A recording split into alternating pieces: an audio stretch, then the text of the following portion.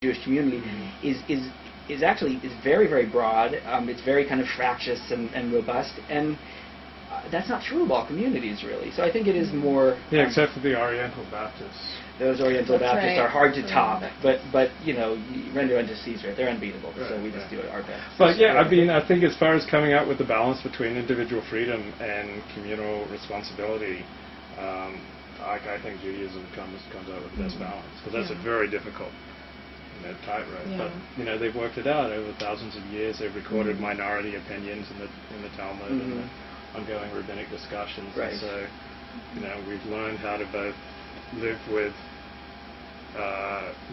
some diversity of thought. My dad had this saying: in essentials, unity; in non-essentials, liberty; in all things, charity. In essentials, In essentials, unity. Yeah. In non-essentials, liberty. Right. In all things, charity. I like that. Yeah, So I it like sounds that. good, but like Judaism's not nearly as beautiful, you know, sounding. It's like, it's much more prosaic, but it's like, you know, it has something that works. But there are, you know, I never. A lot of times when I'm reading this, I'll go with the literal reading and I'll be titillated by it. But there are also ways to approach this metaphorically that jump out at me. I mean, I mentioned to Luke yesterday I was in the South Bay with this community of very kind of Western esoterics, I think they call themselves, but they're astrologists and so forth. You know, there's 12 symbols of the zodiac, and that's consistent within Hinduism, that you have each god is kind of a projection of one aspect of human nature, and that you learn about kind of navigating the world and humanity by paying attention to the gods. So I was looking at the 12, you know, these 12 tribes, and that this is the last section in the Torah, and I was thinking, if you approached it that way, each of these tribes represents something intrinsic to human nature. So within each of us is these tribes in greater or lesser proportions.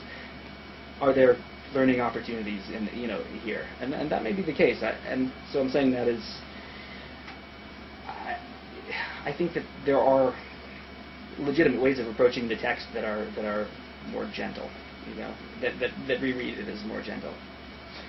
And then the opposite way of looking at it is all these tribes but two got wiped out, and really Benjamin disappeared, so really only one of these tribes survived. Right. So, like, for all the beautiful things it says about a lot of these tribes, they all got wiped out in 622 or 722 before the Common Era, so really only Judah survived.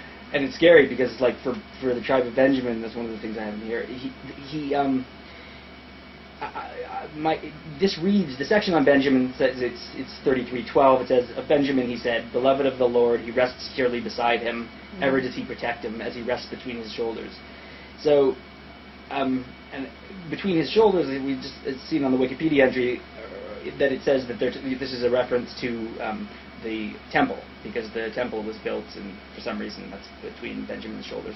Well, so I read this as kind of a meek shall inherit the earth type of thing. The meek will be protected, and the meek will inherit, kind of.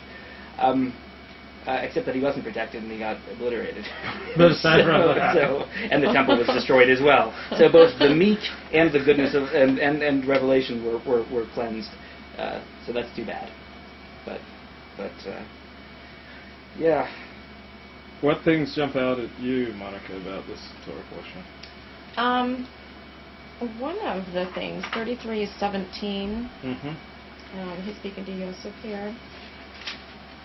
His first bullet has splendor, the horns of the wild ox, his horns. With them he shall gore the peoples together, the ends of the earth. Unity comes through violence? I mean, is that... Yeah, it does. Is that what's being said here?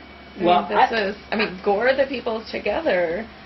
Yeah, mine says, with his horns he gores the peoples, the ends of the earth, one and all. I like that because it's about Joseph, so it makes me feel good about myself. But yeah, I mean, and he's talking, and they're talking here about how all of Joseph's wonderful privilege. He has both, you know, at night and during the day his crops are good, and he has all these blessings. And then it reads to me like this is, and what do you do with your blessings when you're blessed? Man, you wield them like horns, you gore the peoples of the earth, one and all. So, is it violence or? Sounds pretty violent. It sounds violent. I mean, maybe it just feels like violence when it's happening. I mean, think about the story of Joseph. I mean, how does he, ultimately at the end of the story, how does he bring the family back together through what feels like a violence, right? Through holding Benjamin back and sending the rest of the brothers back to their father. Right. Right. So there seems to be violence, but in the end it's not, so. Well, I like that interpretation, and I think that, like, it reminds me of Machiavelli. Machiavelli's got a bad name. We think he just means violent, but not. Really, it's not. It's about doing what you have to do to produce good outcomes. And for someone in a position of power, often it looks ugly, but it's for the best. This is, I guess, a synopsis of Machiavelli's argument. So here you're saying you got all these blessings, so you use them, man. You use them, and you go. I mean, it's going to look ugly. It'll look like violence. It'll look bloody.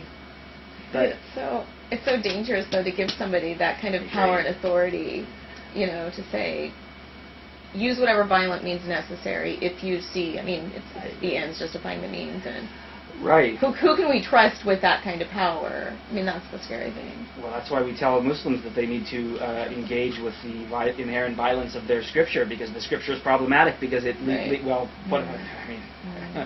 okay, Jewish physician, heal yourself. I mean. Okay, now we've reached the point where Joey gives up his chair to his moral leader. It would be a pleasure. And you can sit on the pillows or wherever you like. You can arrange the pillows.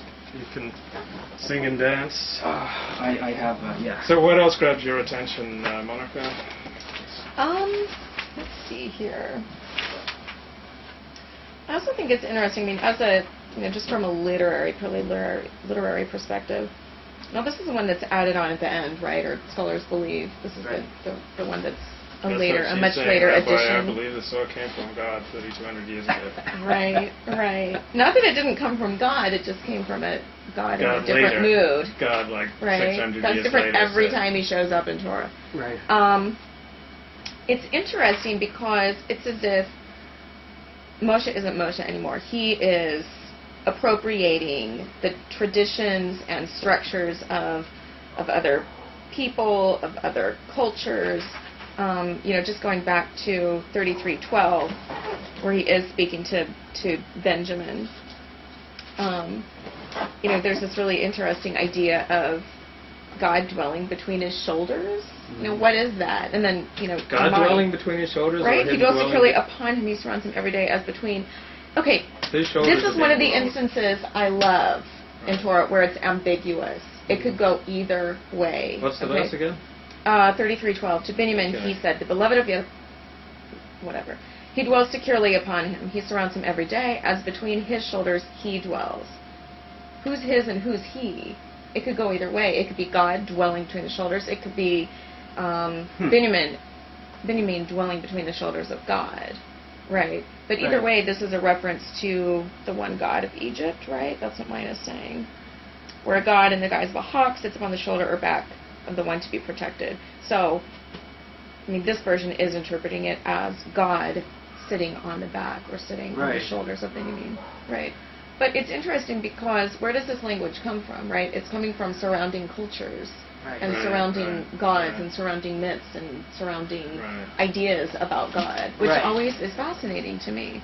And then the whole structure of Deuteronomy 33. It's a blessing that mirrors the deathbed blessing of Yitzhak. No. Isaac's deathbed blessing, or is it Jacob? No, Jacob would have been blessing. It was Jacob's deathbed blessing. Yeah. Right, okay, that's right. So, it's as if he's taking from other stories that he's heard and putting something together. Mm-hmm.